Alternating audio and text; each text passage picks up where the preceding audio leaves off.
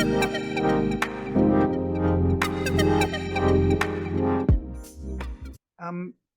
going to go back in history a little bit and think about urban communication as it began. When Marshall Berman published his well-known book, All That Is Solid Melts into Air, it's 1982, he included an account of the New York borough where he grew up, the Bronx. It's one of the 5 boroughs of New York City. And in it he begins, I quote, "Among the many images and symbols that New York has contributed to modern culture, one of the most striking in recent years has been an image of modern ruin and devastation."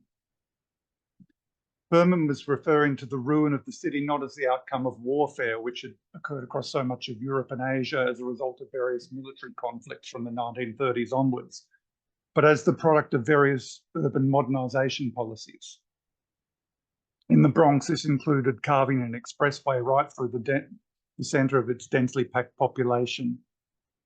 It also included the impact of a suite of policies intended to combat what they called urban blight, a condition associated with deteriorating physical structures, but also overcrowding, and especially the kind of mixed-use urbanism that today would often be celebrated as the essences of good urban civilization, good city life. And there's one more direct point of reference for Berman. Now, how am I changing this other one that way? Fire. As both buildings and social conditions deteriorated during the 1970s, many areas of New York suffered from catastrophic fires. Journalist Joe Flood notes, in 1970, Bronx County Census Tract 2, so that's like the Dong, it's a small area of land, held 836 residential and commercial buildings. By 1980, so that's after 10 years, there were 9 left. This is not isolated.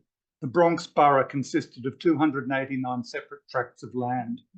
So 44 of those tracts lost more than 50% of their buildings, while 7% lost more than 97% of their buildings. Nearly 80% of the housing stock in the South Bronx was destroyed. Fire brings us to the role played by urban computing in this destruction. I don't think this role was as direct as Joe Flood implies in his book. The subtitle of it is How a Computer Formula, Big Ideas and the Best of Intentions Burned Down New York City. But it was still pretty significant. And I think more to the point for us today is that if you look at this history of what was one of the earliest urban computing projects, you can get some insight into some of the issues that still affect the way we're adopting machine learning and automated decision-making technologies in contemporary cities. So in 1969, the New York Rand Institute was formally established as a partnership between the Rand Corporation on the one hand and the City of New York on the other. As many people would know, Rand Corporation was a private think tank that grew out of Second World War operations research. By 1948, it became a private non-profit corporation, but it was still largely funded by the defense sector. It evolved into a key incubator of systems analysis. So it was using a mixture of statistics, game theory, computer simulation, particularly to explore nuclear war scenarios. So the idea was, how do we survive a nuclear war? By the 1960s, as the idea of a winnable nuclear war was exposed as a dangerous myth, Rand began to expand into areas of social policy, including urbanism. And the attraction of systems analysis, particularly as Rand did it, was that it was an extremely flexible methodology. It promised that virtually any problem could be framed in quantifiable terms by reducing it to a series of mathematical variables. Then you gather the relevant data, you feed it into your new powerful computers, crunch the numbers, and you can come out with solutions. While the 1969 partnership originally intended that Rand's techniques be deployed right across the city, they found particular purchase in the New York Fire Department. So systems analysis seemed to promise solutions to the oldest problems of firefighting. Where do you put the fire stations? How many fire trucks? How do you roster your workforce, and so on? Flood describes Rand's work with the New York Fire Department as the most statistically advanced and politically influential initiative of its kind, an early leap in the automation of governance and decision-making. Eventually, it made a lot of recommendations about where you should have fire stations opened and closed. I think as a result of its ambitions, it's probably not too surprising that the project experienced significant problems. I summarise these under three basic themes. First, I think it's pretty evident in retrospect that the model was flawed. They were largely using firefighter response times to determine where you site fire stations, but it's really questionable whether this is the best kind of metric capable of informing those decisions. The second issue is that the flawed model was compounded by flawed data. Empirical data about response times was complex to gather for all kinds of reasons. Crews were often coming to a fire from another scene rather than their home fire station, but the model didn't recognise this. Sometimes the crews didn't report their arrival time accurately because they suspected, rightly as it turned out, that the model was about reducing worker numbers. And the sampling used to build the model was skewed, so it was overrepresenting certain areas and underrepresenting others. Third point was that reservations about the model were ignored. It's really clear in retrospect that RAND staff knew their model didn't really work, but they proceeded to ignore the limitations. In fact, they simplified the model further because the computers they had weren't powerful enough to run it properly, so they cut certain variables down so they could actually process the data. Given all these things, it's not surprising that decisions emerging from the model were also flawed. Closure or reduction of fire services contributed to the scale of destruction in areas such as the Bronx, as fires were often left unresponded to or only responded to very late. By 1975, New York was in seemingly terminal crisis. So the city, which had been the pinnacle of the modern urban imagination for much of the 20th century, was rendered notionally bankrupt in 1975. And when President Gerald Ford refused to underwrite a federal bailout, that resulted in the New York Daily News's most famous or infamous headline, "Ford to City, Drop Dead." What can we learn from this episode? A lot's changed in the urban computing space, so I'm not saying everything's the same. In the 1960s and 70s, computers were large, they were very expensive, they were difficult to access, they had only a fraction of the computing power that we take for granted today. Probably most important, data was really scarce, so what they were using was statistical sets from government agencies. The whole ecosystem of digital platforms, networks, sensors, mobile devices that would inspire the emergence of smart city scenarios in the early 2000s was yet to emerge. So it's tempting to dismiss the failure of New York RAND as a good idea, but the technology wasn't yet mature enough.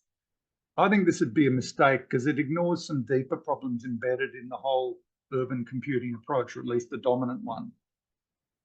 Machine learning models, current ones, are by definition much more adaptive than the kind of model developed and used by RAND back in the 1970s. But they do share some characteristics. So even with urban AI, we're talking about developing models according to defined parameters. You've got to come up with a model first, program. Then you fine-tune that model through the use of training data. And then you've got to apply that model in the wild, as the data scientists will describe it, where the model is accessing new data. Despite widespread use of terms such as intelligence and thinking, computers don't think, they calculate. What they do very fast and very efficiently is to extract patterns. They can recognize statistical distributions in given data sets. So that means they can employ pattern recognition off a whole lot of different types of data, whether that's words, whether that's images, whether that's sounds, whether that's data about urban density or about mobility, all the things we've been talking about today. But the whole system has a number of obvious pressure points. First and foremost, every model is necessarily a simplification. I mean, this is the whole point of a model. You reduce complexity in order to gain traction on certain key processes or dynamics. You deliberately trade off complexity for a simplification. I think the problem is that this trade-off often gets submerged or even forgotten. Instead of being seen as a strategic simplification, the model comes to stand in for the reality. And of course, if the model is poorly formed or based on flawed assumptions, as with the RAND model, the outcomes will be equally poor. The RAND history needs to make us think critically about the models we're using today, about what they can do and what they can't do. There's many instances using, for instance, AI models of face photographs claiming to analyze mood attributes. Are the people happy? Are they sad, etc., etc.? But anyone who's tried to analyze facial expressions knows how hard it is to correlate images with mood in that way. There's a whole lot of issues around the use of training data, and we've discussed some of them, and I think they'll be well known to everybody. How the data is gathered. You know, that a whole lot of data, for instance, for generative AI models has been extracted from the internet without permission, which has led to all kinds of issues about privacy, but also about intellectual property, but more importantly, how representative the data actually is. Yeah. So really well-known issues with face recognition technologies, for instance, that because all the data was extracted from the internet in the early 2000s with over-representation of white male faces, that face recognition technologies didn't work effectively. They had much higher error rates in relation to people of color or female faces and so on. And even if your algorithm works as you can intend, it can often produce unintended outcomes. You can see this in urban AI systems. One that I was interested in, Sarah Safransky's analysed the market value analysis model, which is a data-driven risk evaluation model guiding mortgage decisions across scores of cities in the US. And she's shown how this is actually replicating historical biases associated with racial redlining. So applying higher risk factors to areas that have known concentrations of non-white populations. This is not an argument about rejecting machine learning or automated decision-making or refusing to recognize where it can be useful. It is an argument about trying to recognize its limits. Urban AI now covers a really wide variety of phenomena in planning, transport, city brains, all involving different forms of machine learning, automated decision-making. Despite the aura of magic that we often associate with AI, questions around bias, around technological implementation, around the kinds of frictions that have just been described in the manual labor required to make the systems work aren't going to go away. I think part of the problem is that the data scientists implementing many of these systems and the institutions promoting them are preferring to propagate the myth that eventually, we discussed this morning, if we get enough data, if the data is diverse enough, we'll get better models and the system will work perfectly. I think that is the most dangerous myth of AI. The friction is always going to be there, and that's what we need to pay attention to. Not a myth of a seamless system, but a system that is going to have seams all the time. And I think one of the biggest lessons from the New York RAND project is that turning problems of resource allocation, say about fire stations, into a series of numbers can function to cloak the politics of decision making. And this was really clear in that instance. They even went to court over it. You know, the unions went to court and so on. And the court came back and said, no, these decisions aren't racial. They're based on the best, most objective data that's available. So they bought into that myth of objectivity, which is an effect that I think a lot of contemporary problems have. The other one, and where I want to finish up in, is the issue I was mentioning this morning, that the adoption of urban computing has the effect of amplifying certain voices in current debates about the city. Data scientists, companies that own and control urban data and urban data analytics systems. And it can also have the effect of deplatforming others, some of them professionals who've been traditionally involved in urban placemaking, whether they're architects or urban designers, but especially deplatforming the voices of urban inhabitants. In this context, who saw their cities burnt down, who were telling the authorities there's a problem here with fire protection, but were ignored in the process. So if I go back to my question at the beginning, what have we learned from 60 years of urban computing? I'd say we've learned quite a lot, but in some ways not enough, or perhaps a better way of saying it, not enough people, and arguably not the right people have yet learned the lessons of urban computing's history. Finish there. Thank you.